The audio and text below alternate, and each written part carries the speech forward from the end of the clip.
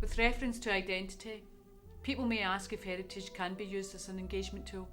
Are people interested? Is the community concerned about the loss of its history, its tradition and culture? My experience over the last 3 years as a heritage and cultural coordinator tells me yes. People are both interested and concerned over the loss of their heritage. I would like my children to keep an identity.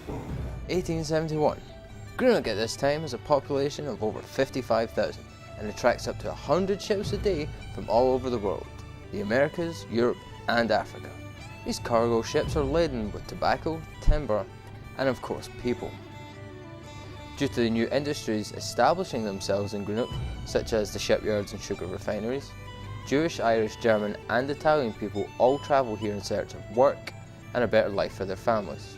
3/4 of the population of Greenock were Highlanders.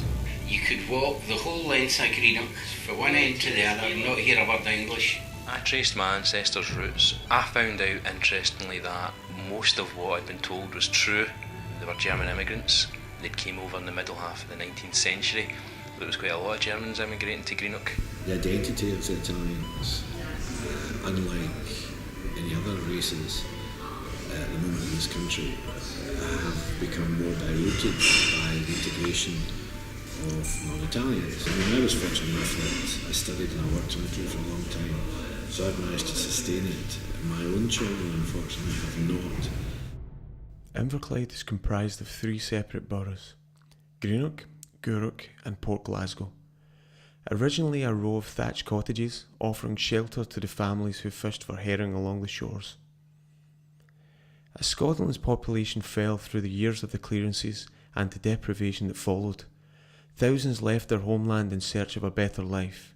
In the mid-19th century, the potato blight brought about famine in Ireland as so many people depended on the tatty as an everyday food. Thousands died and thousands more emigrated to Scotland and other countries to escape desperate food shortages, many finding work in the 3 boroughs of what would become Everclyde. A Jewish community had also started to develop, having made their way to Scotland from Eastern Europe and Russia. These immigrants had to overcome the difficulties of the foreign language and face religious prejudice, but generally seemed to prosper, making contributions to their community. However, immigrants of all nationalities were initially treated with suspicion and hostility. They were very poor and thought to have carried disease such as typhoid fever. Often shortened to typhus, it is contracted by consuming food or drink handled by someone carrying the Salmonella typhi bacteria, and can be spread if contaminated sewage gets into drinking water. Greenock suffered from terrible sanitary conditions through almost the whole of the 19th century. Overcrowding, overpopulation and poor housing all helped make Greenock a most unhealthy place. There had been an outbreak of cholera in 1832 and again in 1847. Typhus broke out on several occasions, these outbreaks causing fatalities in all 3 boroughs. Hundreds of poor creatures from Ireland and other parts of the country arrived penniless and homeless, arriving in town weekly in an epidemic of typhoid fever. Smallpox of a malignant type rages in the town, so much so that the managing committee of the infirmary have now considered the propriety of erecting large sheds for the accommodation of sufferers' cases. The 3 boroughs began to grow at an alarming rate, with flourishing industries offering employment to the immigrants. Greenock was renowned for its sugar refining. Its first refinery was erected about 1765. Many German sugar bakers emigrated to take up work within the local sugar houses, and, as the Scots struggled to toil in such conditions, many Irish took up employment within the industry. Tate and Lyle closed the last refinery in Greenock on the 29th of August 1997. This refinery, the Orchard Sugar Refining Company, started as Paul Sald & Co. in Ingliston Street in 1864. The many shipyards which grew in the area began with wooden boat building constructed by the Highlanders, who brought their skills and knowledge to begin one of the world's most renowned industries, and which survived hundreds of years, offering much needed work to the area. Scott Shipbuilders was the oldest shipyard in the area and had been going for over 200 years when its demise began in the 1980s. Many immigrants found work in this industry, as well as associated contractors and ropeworks and sailmakers, traders, dockers and engine makers. Paddy on the Railway, a broadsheet ballad published in the 1800s, tells the story of an immigrant's travels in search of work, and was fairly typical of the thousands of migrant workers who travelled from Ireland to Scotland in search of employment, particularly throughout the 19th century.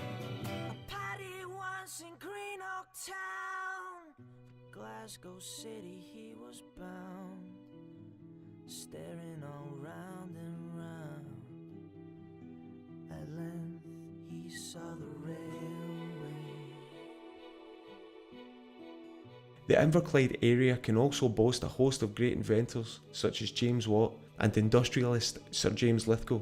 The area is also known for the beautiful architecture of many of its buildings: Greenock Town Hall, Midkirk Church, Port Glasgow Library and the Gourock Railway Station, not to mention the A-listed buildings like the Sugar Sheds and the Glebe, all of which were associated with the wealth that the towns aspired to in their heyday.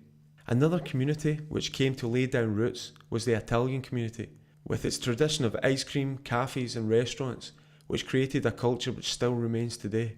However, the Italian community in the area suffered greatly at the hands of mob rule when Mussolini joined forces with the Germans during World War II. There is archived material reporting to the devastation that the mob wreaked in the establishment of the Italian community and the fear which many of them found themselves cowering from the mob. Although Inverclyde has a varied and cultured community, which grew out of the many traditions brought by our ancestors who chose to make Inverclyde their home, we are still unaware of many of the great stories which our families hold in boxes, cupboards and in sheds, which with your contribution will resource and archive, which can be researched and enjoyed by our future generations and help keep our stories of the past alive.